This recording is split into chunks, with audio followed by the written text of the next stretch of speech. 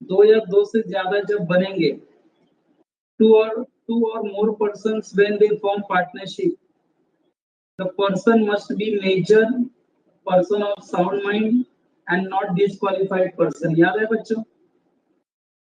हाँ, अब मुझे बताओ, क्या माइनर पार्टनरशिप फर्म का पार्टनर बन सकता है? क्या माइनर पार्टनरशिप फर्म का, क्या माइनर पर्सन पार्टनरशिप फर्म का पार्टनर बन सकता है? Can minor become partner in partnership firm? Answer is no. पहला आंसर ये है कि minor can not become full flesh partner by an agreement. वो बाय एन एग्रीमेंट पार्टनर कभी नहीं बन सकता। But yes, minor can be admitted in the partnership firm only for the benefits and that also with the consent of all partners। बच्चे याद आया कुछ? Minor partner नहीं बन सकता है, but yes, he can be admitted in the partnership firm only for the benefits and that also with the consent of all the partners। तो बच्चों आई थिंक पूरा पैराग्राफ फर्स्ट समझ में आ गया होगा। Therefore a firm, since it is not a person, therefore a firm, since it is not a person recognized in the law cannot be a partner। बरोबर है बच्चों? आपको पता है पार्टनरशिप फर्म, फर्म जो है फर्म, फर्म को हम रिकॉग्नाइज पर्सन नहीं मानते in the eyes of law. बच्चों याद करो, share holders and company have separate and distinct legal entity. याद है बच्चों? shareholder and companies having separate legal entity, do you know, in the eyes of law?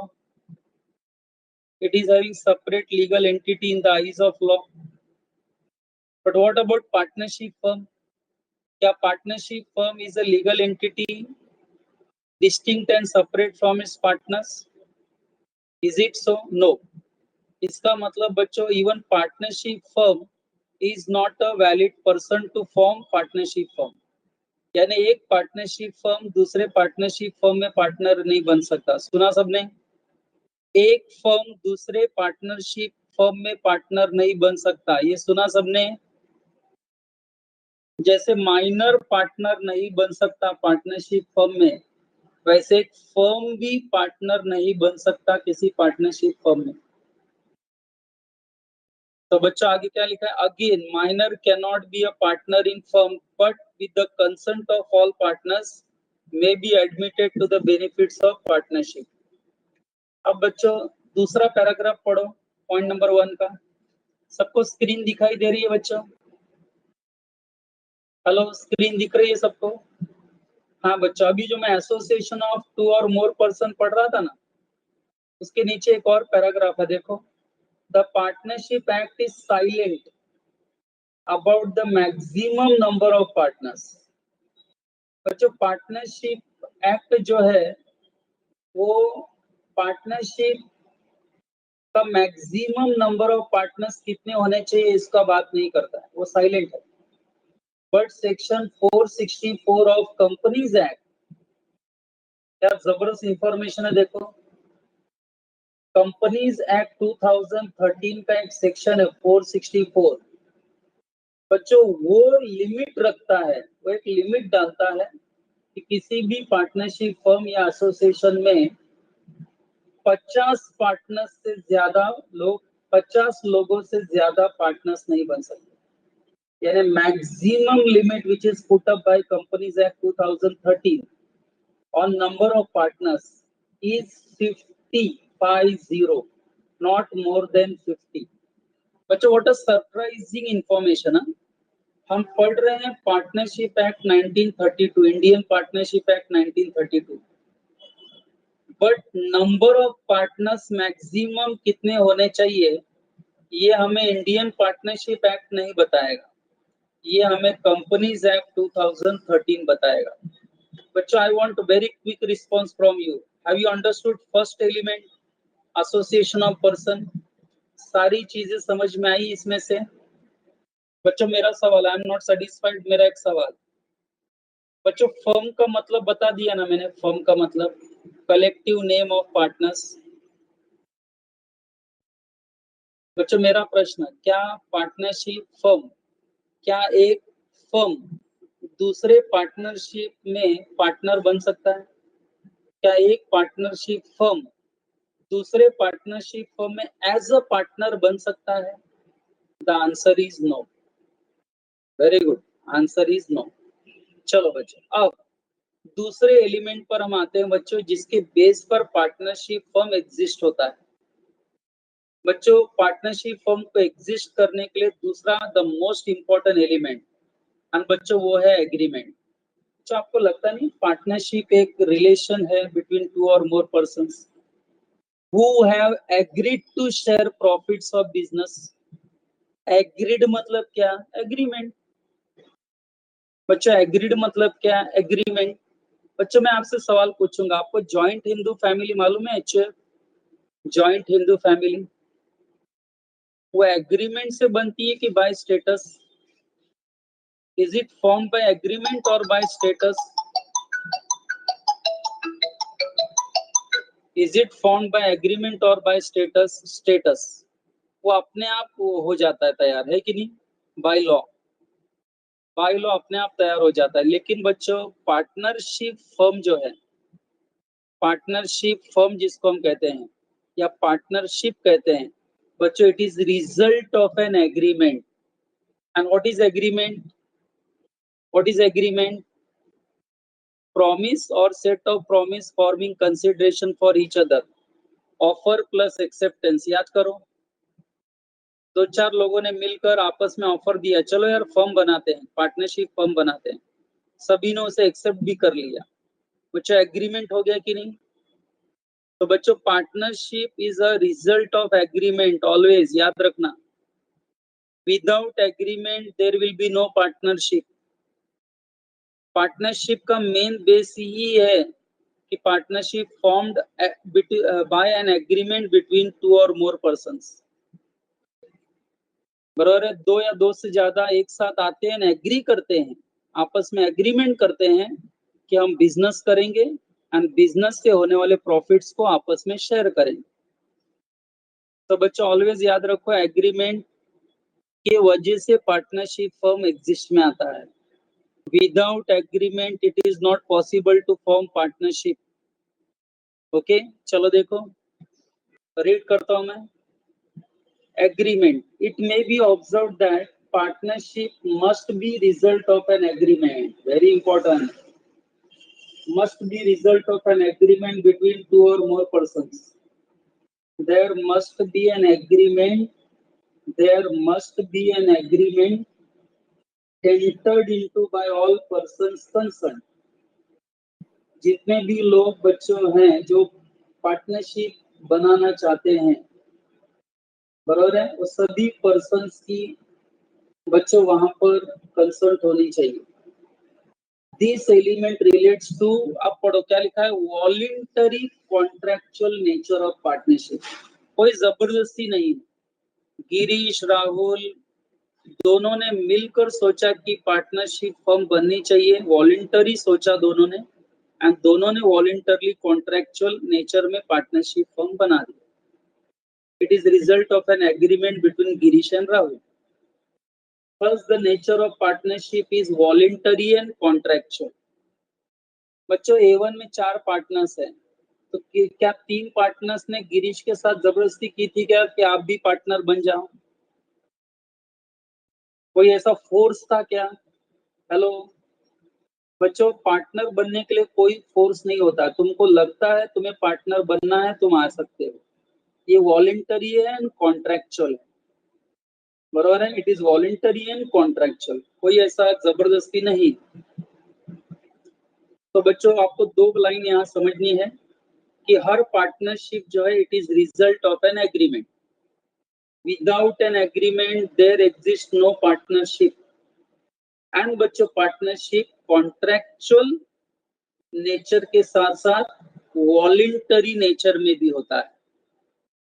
ये contractual nature जब हम बोलते हैं तो बच्चों ये वो एग्रीमेंट है दो लोगों के बीच में जो ऑब्लिगेशन इम्पोज करता है, जहाँ intention is to create legal obligation. कि कोई सोशल इन्विटेशन के लिए हम ग्रुप नहीं बना रहे हैं, आप समझे कि नहीं बच्चों? पार्टी करने के लिए कोई ग्रुप नहीं बना रहे हम।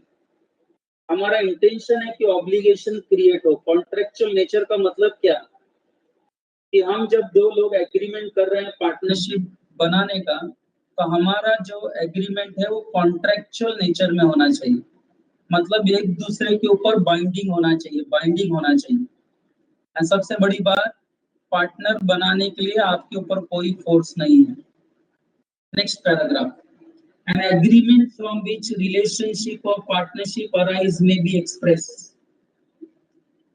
बच्चों पार्टनरशिप फॉर्म एक्सप्रेस एग्रीमेंट के द्वारा बनाया जा सकता है, आइदर ओरली और रिटन, बट प्रीफरेबली क्या, मैंने कहा आइदर रिटन और ओरली, बट प्रीफरेबली हमेशा क्या होना चाहिए। जब भी पार्टनरशिप बनाने का होगा तो बच्चों एक्सप्रेस एग्रीमेंट राइटिंग में होना चाहिए, preferably. Preferably it must be in writing. आपने पार्टनरशिप डीड सुना है ना? पार्टनर्स आपस में पार्टनरशिप डीड क्यों बनाते हैं, रीजन समझा आपको? ताकि हर चीज राइटिंग में हो। कल को कोई फ्यूचर में डिस्प्यूट हो तो हम लोग बोल सकते हैं एज पर एग्रीमेंट। हम बोल सकते हैं देखो हम एज पर एग्रीमेंट जा रहे हैं, ऐसा हम बोल सकते हैं। Okay student, so point understand करो। So agreement from which relationship or partnership may arise may be expressed. It may also be implied. It may also be implied from the act done by partners and from consistent course of conduct being followed, showing mutual understanding between them. But can you give the example of this? Partnership, हमने अभी भी कहा agreement का नतीजा partnership है। Partnership का agreement express agreement हो सकता है, आइदर रिटन और स्पोकन ओरल, बट इम्प्लाइड भी हो सकता है। कौन से केस में?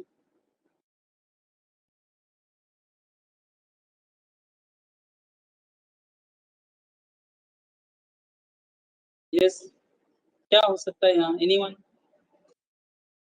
बच्चों पार्टनरशिप अराइज हो सकती है not always by doing express agreement, but it can also be come into existence by implied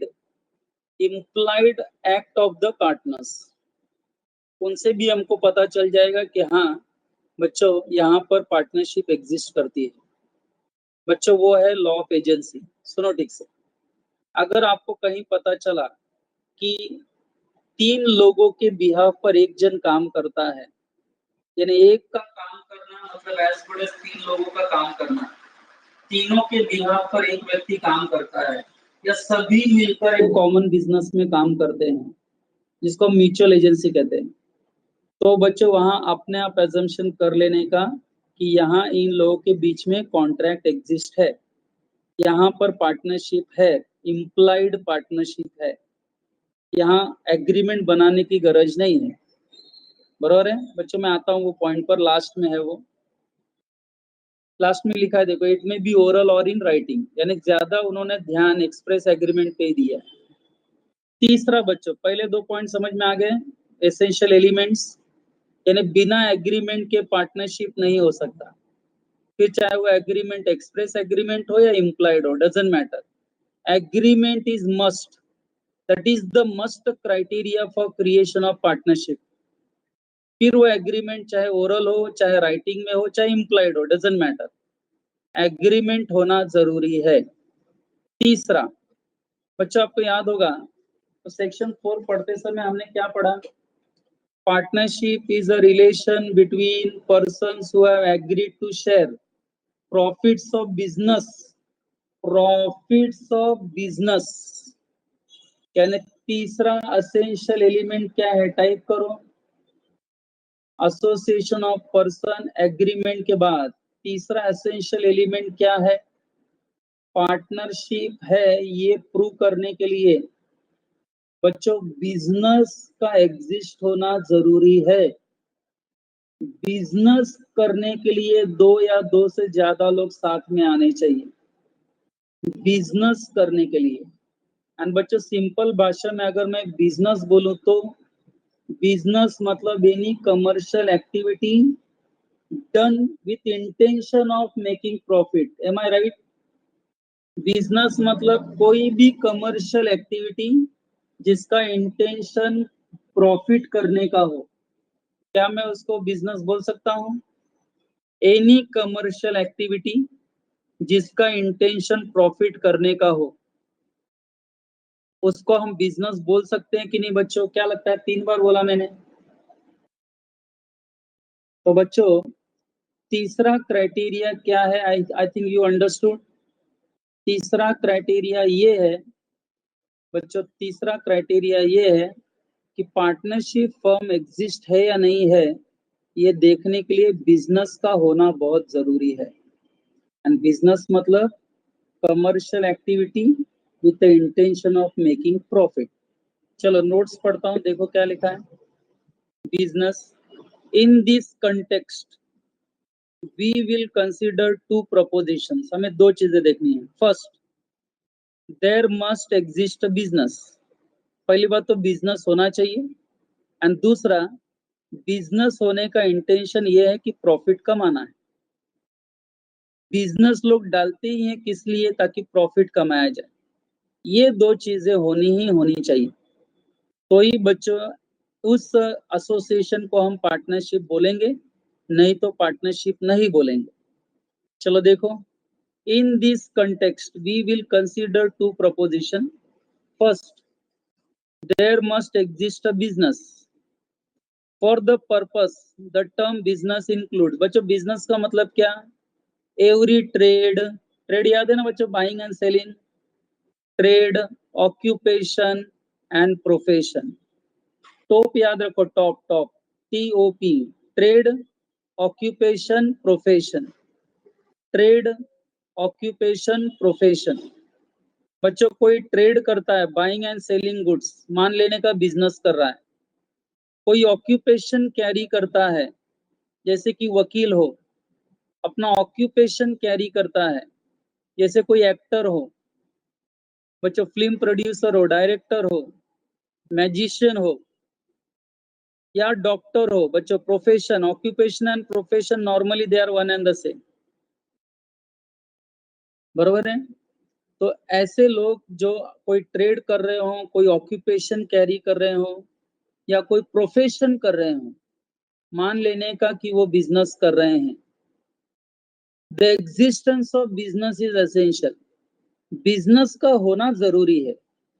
काय का बिजनेस है वो बाद में, पहला बिजनेस का होना बहुत जरूरी है। सेकेंडली, बिजनेस के साथ साथ बच्चों बिजनेस का मेन मोटिव क्या होना चाहिए? मोटिव समझते हो? इंटेंशन। टाइप करो। बिजनेस है मान लिया, लेकिन बिजनेस आपने जो शुरू किया उसका इंटेंशन क्या था? किस मोटिव से आपने बिजनेस शुरू किया था? किस मोटिव से आपने बिजनेस शुरू किया था?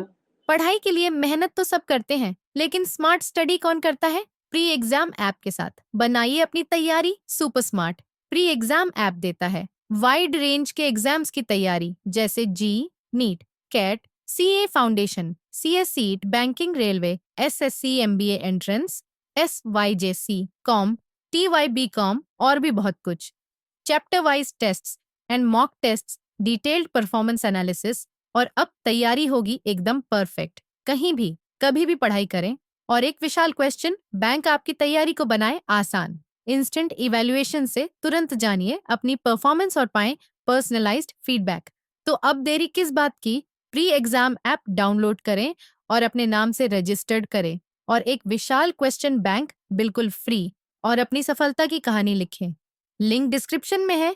प्री एग्जाम ऐप स्मार्ट शुरू किया तैयारी का था? साथी। किस इंटेंशन से आपने बिजनेस शुरू किया था? टाइप करो। पहली बात तो बिजनेस होना चाहिए, ट्रेड, ऑक्यूपेशन, प्रोफेशन। दूसरा बच्चों, ये ट्रेड, ऑक्यूपेशन, प्रोफेशन डालने का मेन रीजन क्या था? To earn profit. तभी बच्चों इसको हम बिजनेस बोलेंगे, नहीं तो बिजनेस नहीं बोलेंगे. The existence of business is essential. Secondly, the motive of the business is the acquisition of gains. Gains मतलब प्रॉफिट एक्वायर करना, प्रॉफिट को कमाना, ये मेन मोटिव होना चाहिए बिजनेस का, which leads to the formation of partnership. बच्चों यही लीडिंग करता है पार्टनरशिप फर्म को फॉर्म करने का. Therefore there can be no partnership where there is no intention to carry on the business and to share profits thereof. बच्चों जहां पे इंटेंशन बिजनेस करने का ना हो, एंड सबसे बड़ी बात प्रॉफिट शेयर करने का ना हो, बच्चों उस एसोसिएशन को आप पार्टनरशिप नहीं बोल सकते, वहां कोई पार्टनरशिप अराइज नहीं होगी. चलो बच्चों रिस्पॉन्स दो. Have you understood the term business? तीसरा essential element of partnership. Hello बच्चों, जो भी बड़बड़ हो रही है क्लियर हो रहा है सबको, समझ में आ रहा है सबको? ओके बच्चों, चौथे पॉइंट पर आते हैं. बच्चों मुझे ये बताओ, दो या दो से ज्यादा लोगों के बीच में जो एग्रीमेंट हो रहा है वो काय के लिए हो रहा है? ये एग्रीमेंट किस लिए कर रहे हैं? कि आपस में जो बिजनेस करेंगे उसका, टाइप करो, प्रॉफिट्स को शेयर करने के लिए एग्रीमेंट होना चाहिए. बच्चों प्रॉफिट्स को शेयर करने के लिए एग्रीमेंट होना चाहिए, एंड ये पार्टनरशिप फर्म का एसेंशियल फीचर है. मान के चलो बच्चों, चलो अगर पार्टनर्स ने आपस में कोई स्पेसिफिक एग्रीमेंट नहीं किया शेयरिंग ऑफ प्रॉफिट को लेकर, स्पेसिफिक एग्रीमेंट नहीं किया शेयरिंग ऑफ प्रॉफिट को लेकर, तो बताओ उनका प्रॉफिट कैसे शेयर होगा? कैसे शेयर होगा? इक्वली. बच्चों मुझे यहाँ क्या बात बतानी है लीगली जरा समझ लो. नहीं नहीं, मुझे भी जो बात बतानी है बच्चों जरा सीरियस है. मैं क्या बोल रहा हूँ जरा उसको समझने की कोशिश करो. बच्चों पार्टनर्स जब दो या दो से ज्यादा लोग एक साथ आते हैं, बिजनेस करते हैं, तो बच्चों उनके बीच में जो एग्रीमेंट होना चाहिए ना, वो प्रॉफिट शेयर करने का होना ही चाहिए. यानी प्रॉफिट शेयरिंग ये होना ही चाहिए. अब चाहे वो शेयरिंग रेशियो आप एग्री कर लो या इक्वल कर लो, लेकिन हर पार्टनर का, हर व्यक्ति जो पार्टनरशिप फर्म में इन्वॉल्व है, बच्चों उनको किसी भी हालत में प्रॉफिट का शेयर मिलना ही चाहिए. किसी भी हालत में उनको ये एग्रीमेंट करना ही है कि जो भी प्रॉफिट होगा हम आपस में शेयर कर लेंगे. सुना सब लोगों ने? उनको शेयर करना ही पड़ेगा, चाहे जिस मैनर में उनको शेयर करना है वो करे, इक्वली, चाहे कैपिटल कंट्रीब्यूशन के बेस पर, चाहे डिसाइडेड रेशियो के बेस पर, लेकिन प्रॉफिट शेयरिंग करना ये एग्रीमेंट उनके बीच में होना ही चाहिए. What about loss? बच्चों क्या लॉस भी शेयर करना ये एग्रीमेंट कंपलसरी है? हम लॉस भी शेयर करेंगे, क्या ये भी एग्री करना कंपलसरी है? The answer is no. The answer is no.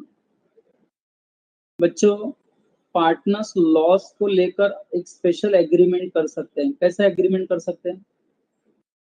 Partnership Girish Rahul ने शुरू किया, लेकिन आपस में एग्रीमेंट हो सकता है कि जब भी प्रॉफिट होगा हम 50-50% ले लेंगे, एंड जब भी लॉस होगा लॉस गिरीश ही बेयर करेगा. क्या यह ऐसा चलेगा फर्म? Hello hello. प्रॉफिट होगा तो दोनों इक्वली डिवाइड कर लेंगे, लॉस होगा तो मैं अकेला उसको बेयर करूंगा. क्या ऐसा चलेगा पार्टनरशिप में? मैं ये प्रश्न पूछ रहा हूँ. प्रॉफिट होगा तो हम आपस में डिवाइड कर लेंगे, लेकिन लॉस होगा तो मैं अकेला लॉस बेयर करूंगा. क्या इस टर्म्स पे पार्टनरशिप फर्म फॉर्म हो सकती है? क्या ये टर्म्स पे पार्टनरशिप फॉर्म हो सकती है? क्या पार्टनरशिप बनाई जा सकती है? तो बच्चों आंसर है यस. लॉ क्या कहता है? एग्रीमेंट होना चाहिए प्रॉफिट शेयर करने का.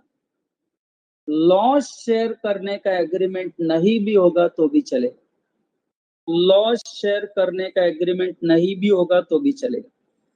लेकिन बच्चों जनरली हम क्या बात करते हैं, जो प्रॉफिट शेयरिंग रेशियो रहता है वही रेशियो में लॉस भी बेयर करना होता है कि नहीं सबको नॉर्मली, जनरली जिस रेशियो में प्रॉफिट शेयर करते हैं उसी रेशियो में लॉस भी बेयर करना चाहिए कि नहीं सभी ने। Hello, generally. लेकिन अगर एक पार्टनर कहता है कि मैं पूरा लॉस बेयर करूंगा, प्रॉफिट हम सब लेंगे लेकिन लॉस मैं अकेला बेयर करूंगा, तो क्या ये चलेगा? चलो एक बार फाइनल आंसर दो, क्या ये चलेगा? क्या ये चलेगा? चलेगा। चलो बच्चों अभी रीड करता हूँ नोट्स में क्या लिखा है, देखो जरा, concentrate everyone. Agreement to share profits. बच्चों हर एक लाइन आपको डिटेल में समझनी है, ध्यान देना, ऊपर के ऊपर नहीं, हर एक लाइन आपको प्रॉपरली अंडरस्टैंड करना है। Agreement to share profits. The sharing of profits is an essential feature of partnership. बहुत जरूरी फीचर है बच्चों ये, प्रॉफिट का शेयर होना, ये एग्रीमेंट होना ही चाहिए। Sharing of profit is an essential feature of partnership. There can be no partnership where only one of the partner is entitled to the whole of the profits of business. बच्चों वहां partnership हो ही नहीं सकती जहां एक व्यक्ति पूरा profit लेगा एंड दूसरे को कुछ नहीं मिलेगा। अगर ऐसा है तो बच्चों मान के चलो वहां कोई पार्टनरशिप नहीं है, एक ही व्यक्ति पूरा प्रॉफिट लेगा, बाकी कुछ लोगों को कुछ नहीं मिलेगा, मतलब पार्टनरशिप नहीं है। Partners must agree to share the profits in any manner they choose. Partners must agree to share profits in any manner they choose. चाहे वो इक्वली शेयर करें, चाहे कैपिटल कंट्रीब्यूशन के बेसिस पर शेयर करें, चाहे बच्चों कोई एग्रीड रेशियो पर शेयर करें, कैसे भी चलेगा, बस पार्टनर्स का एग्रीमेंट होना जरूरी है to share the profit, that is important. Next paragraph. But an agreement to share losses is not an essential element. But an agreement to share losses is not an essential element. Agreement to share losses is not an essential element. It is open to one or more partners to agree that all the losses. It is open to one or more to agree to share all the losses. बच्चों हो सकता है 4 partners में से 2 बोले कि loss हम bear करेंगे, हो सकता है 4 पार्टनर्स में से एक ही बोले कि मैं पूरा लॉस बेयर करूंगा, तो ऐसा चलेगा क्योंकि एग्रीमेंट टू शेयर लॉसेस ये पार्टनरशिप फर्म में एसेंशियल एलिमेंट नहीं है। However, in the event of the losses, unless otherwise agreed, अगर कोई स्पेशल एग्रीमेंट नहीं हुआ है तो unless otherwise agreed, बच्चों लॉसेस को भी बेयर करना चाहिए सभी पार्टनर्स ने generally. This must be borne in the profit sharing ratio. बच्चों मैं आपका यहाँ क्विक रिस्पॉन्स चाहूंगा, क्या आपको agreement to share the profits का थ्योरी क्लिक हुआ? मैं आपको 1 मिनट दे रहा हूँ, एक बार वापस रीड करो मेरे लिए, एक बार मेरे लिए वापस रीड करो, नहीं यस मत टाइप करो, अभी रीड करो मेरे लिए एक बार वापस, चौथा पॉइंट मेरे लिए रीड करो।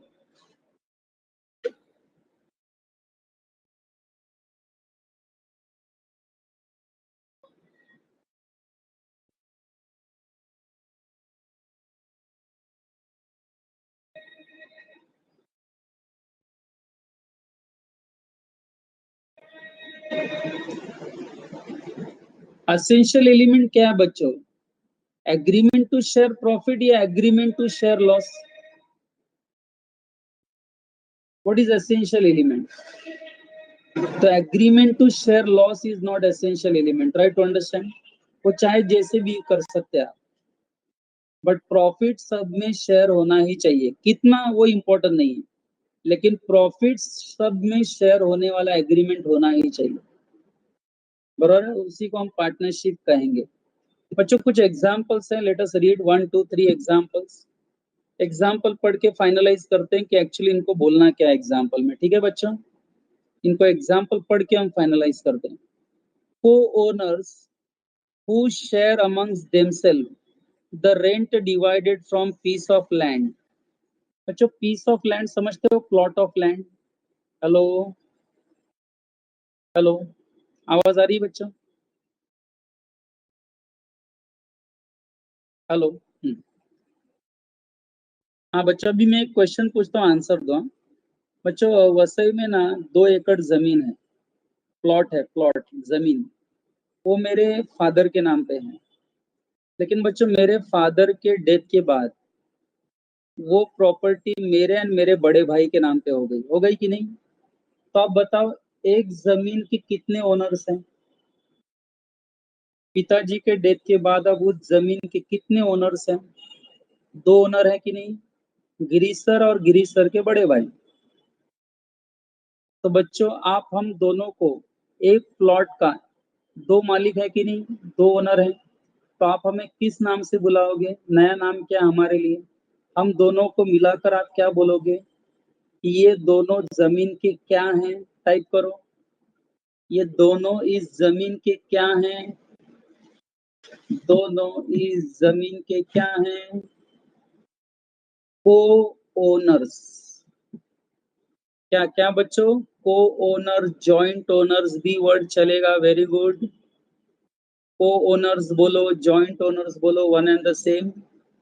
तो बच्चों मेरे पिताजी के डेथ के बाद, यानी हमारे पिताजी के डेथ के बाद बच्चों हुआ क्या, हमने वो जमीन रेंट पर दे दी, भाड़े पर दे दी। एंड उसका जो भाड़ा आया, रेंट, वो मैंने and मेरे बड़े भाई ने आधा आधा डिवाइड कर लिया, आधा आधा डिवाइड कर लिया। तो अब बताओ बच्चों, दोनों ने रेंट आधा आधा डिवाइड किया, तो क्या मैं और मेरा बड़ा भाई पार्टनर्स हैं? क्या आप हमें पार्टनर्स बोलोगे? क्या हमें आप पार्टनर्स बोलोगे? No. What is the reason behind not saying they are partners? क्यों हमारी पार्टनरशिप नहीं है? क्या कारण है हमारी पार्टनरशिप नहीं होने का? क्योंकि बिजनेस नहीं है, क्योंकि हम कोई ट्रेड नहीं कर रहे हैं, कोई ऑक्यूपेशन नहीं है, कोई प्रोफेशन नहीं है, हम कोई बिजनेस नहीं कर रहे हैं। यही कारण है बच्चों कि हमारे बीच में जो रेंट डिवाइड हुआ, वो भले ही 2 जॉइंट ओनर्स को मिला, लेकिन बच्चों हम पार्टनर्स नहीं हैं, क्योंकि वहां पर कोई बिजनेस नहीं है। चलो दूसरे एग्जाम्पल पे आ जाओ। बच्चों आपने चैरिटेबल ट्रस्ट सुना है? चैरिटेबल इंस्टीट्यूशन, समाज सेवा करने वाली संस्थाएं। बच्चों आपको नहीं लगता है वो लोग भी गुड्स बाइंग करते हैं, सेलिंग करते हैं, ट्रेडिंग करते हैं, बरोबर है? तो क्या हम उनको पार्टनरशिप बोलेंगे? क्या हम किसी चैरिटेबल ट्रस्ट को पार्टनरशिप बोल सकते हैं? क्यों? अरे वो भी तो कर रहे हैं ना, बाइंग सेलिंग सब। गुड्स का बाइंग करते हैं, गुड्स का सेलिंग करते हैं, वो लोग भी तो करते हैं। तो क्यों बताओ चैरिटेबल ट्रस्ट पार्टनरशिप फर्म नहीं है? क्योंकि उनका इंटेंशन प्रॉफिट करने का नहीं है, सर्विस देने का है। मुझे याद है ना, अकाउंट्स में एनपीओ एनपीओ एनपीओ लोग क्यों फॉर्म करते हैं? To serve the society, am I right? Intention is not to make profit. And बच्चों पार्टनरशिप का एक मेन एलिमेंट यही है कि यहाँ मोटिव होना चाहिए बिजनेस का, एंड बिजनेस के साथ साथ बच्चों प्रॉफिट अर्न करने का भी मोटिव होना चाहिए। तभी आप उसको बिजनेस बोलोगे, तभी आपकी पार्टनरशिप होगी। तो बच्चों एग्जाम्पल 2 देखो क्या लिखा है। No charitable institution, no charitable institution or club. बच्चों क्लब भी आ गया। No charitable institution or club may be floated in partnership, यानी कोई भी चैरिटेबल इंस्टीट्यूशन या क्लब पार्टनरशिप नहीं बन सकता। क्यों नहीं बन सकता? एकदम सिंपल रीजन है, charitable institution are formed without intention of making profit. उनका प्रॉफिट मोटिव नहीं होता, इसलिए चैरिटेबल ट्रस्ट या क्लब को हम पार्टनरशिप फॉर्म में फ्लोट नहीं कर सकते, बराबर है? लेकिन ब्रैकेट में बच्चों आपने कंपनीज एक्ट में पढ़ा होगा, मे बी, मैं ऐसा कोई जबरदस्ती नहीं कर रहा हूँ, may be joint stock company में however be floated for non economic purpose. बच्चों लेकिन ये चांस है कि किसी कंपनी को जॉइंट स्टॉक कंपनी वो चाहे तो अपने आप को नॉन इकोनॉमिक पर्पस के लिए फ्लोट कर सकता है। Do you agree with this?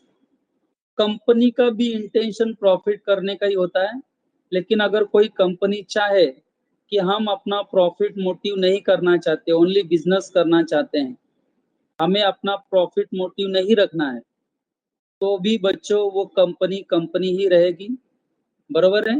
यानी एक कंपनी अगर नॉन इकोनॉमिक पर्पस के लिए फॉर्म होती है, प्रॉफिट मोटिव के लिए फॉर्म नहीं होती, मान लो अदर देन प्रॉफिट मोटिव के लिए फॉर्म होती है, तो बच्चों दैट जॉइंट स्टॉक कंपनी, बराबर है, पार्टनरशिप फर्म में बच्चों पहले तो कन्वर्ट नहीं होगा, बट एक joint stock company non economic purpose के लिए बनाई जा सकती है। I repeat, joint stock company non economic purpose के लिए बनाई जा सकती है। एंड आप तीसरा एग्जांपल, एक्स एंड वाई बच्चों दोनों ने मिलकर क्या खरीदा? Buy certain bales of cotton. दोनों ने सर्टन बेल्स ऑफ कॉटन खरीदा, which they agree to sell on their joint account. दोनों ने उसको मिलकर बेचने का सोचा, एग्री किया, एंड बेचने के बाद जो प्रॉफिट होगा बच्चों क्या लिखा है देखो, and to share profits equally. And जो भी जॉइंट अकाउंट पे बेचेंगे उसका प्रॉफिट से लोग इक्वली डिवाइड करेंगे। अब बताओ बच्चों, ये पढ़ने के बाद आपको क्या लगता है, क्या एक्स एंड वाई को पार्टनर्स बोला जा सकता है? क्या उनके किए गए एक्टिविटी को हम पार्टनरशिप बोल सकते हैं? Hello hello